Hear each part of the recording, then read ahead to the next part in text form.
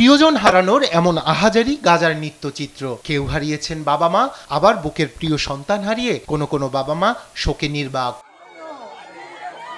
7 মাস ধরেই এমন নির্বিচার হত্যাযজ্ঞ গাজায়। এখন লক্ষ্যবস্তু রাফার বিভিন্ন এলাকা। সোমবার গাজার রাফায় ইসরায়েলি হামলায় প্রাণ গেছে অন্তত 34 ফিলিস্তিনির। এর মধ্যে নুসাইরাত শরণার্থী শিবিরে ড্রোন ও বিমান হামলায় 3 জন এবং গাজা সিটিতে বিমান হামলায় প্রাণ গেছে অন্তত 2 জনের।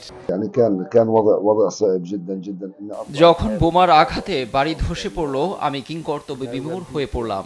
নিজে বাঁচবো, সন্তানদেরকে বাঁচাবো নাকি মাকে উদ্ধার করব। শেষমেশ মাকে ফেলে রেখে সন্তানদের নিয়ে কোনো মতে প্রাণে বেঁচে ফিরেছি। আমার কলিজা ফেটে যাচ্ছিল। 10 বছরের ছোট্ট সোনামণি নারী ছেঁড়া ধনকে শেষ বিদায় জানাতে দম বন্ধ হয়ে আসছে। জানি না কি নিয়ে বাঁচবো।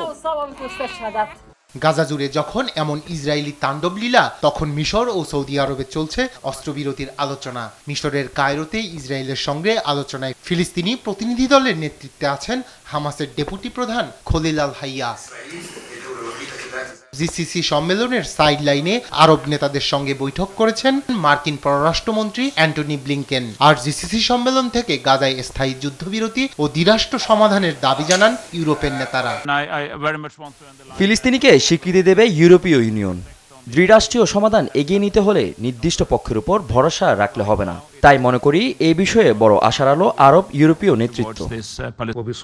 গাজায় সামরিক অভিযান বৃদ্ধি এবং দ্বিরাষ্ট্রীয় সমাধানে বাধার ফলে চরমপন্থার উত্থান হতে পারে, যা অনিবার্যভাবে এই অঞ্চলের নিরাপত্তাকে অস্থিতিশীল করবে। ফিলিস্তিন রাষ্ট্রকে স্বীকৃতি দেওয়ার সিদ্ধান্ত নেয় ইউরোপীয় ইউনিয়নের ভূমিকার প্রশংসা করে রিয়াদ। এই পদক্ষেপ যুগান্তকারী হয়ে থাকবে।